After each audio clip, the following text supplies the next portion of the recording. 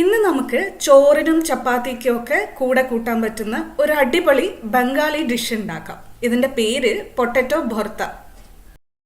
Bengali dish എന്ന് കേട്ട് പേടിക്കൊന്നും വേണ്ട കേട്ടോ. നമ്മുടെ അടുക്കളയിൽ ഉണ്ടാവുന്ന 2-3 ഇൻഗ്രീഡിയൻസ് വെച്ചിട്ട് ഉണ്ടാക്കാവുന്നതേ ഉള്ളൂ.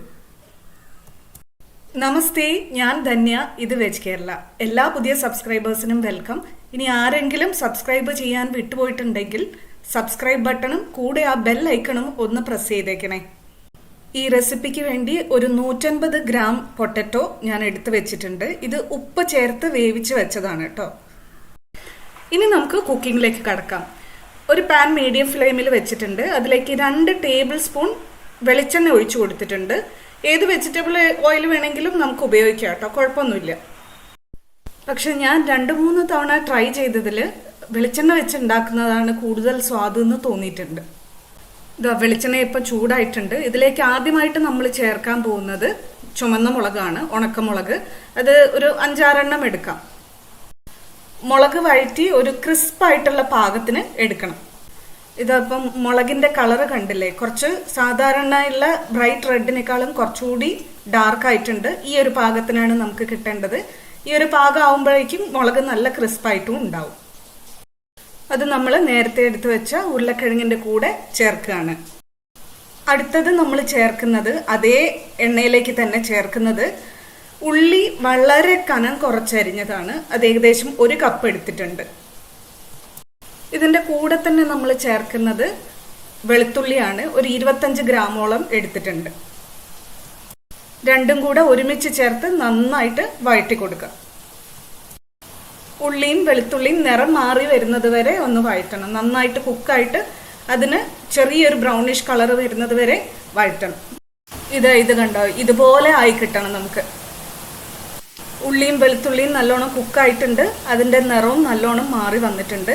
ഇനി ഇതിലും അധികമായി പോരുത് കേട്ടോ, ഒരു കരിഞ്ഞ രൂപത്തിലായി പോരുതേ.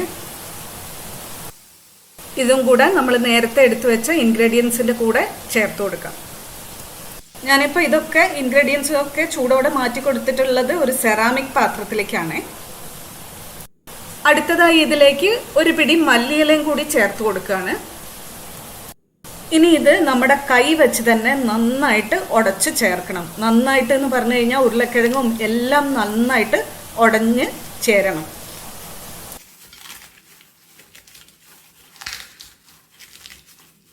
മുളക് പൊടിയുന്ന ശബ്ദം കേട്ടല്ലോ അല്ലേ, അത്രയും ക്രിസ്പായിട്ട് കിട്ടണം നമുക്ക് മുളക്. ഇനി ഇതിലേക്ക് നമ്മൾ ആ വറുത്തെടുത്ത എണ്ണ ബാക്കിയുണ്ടെങ്കിൽ അതും കൂടി ഇതിലേക്ക് ചേർത്ത് കൊടുക്കാം കേട്ടോ.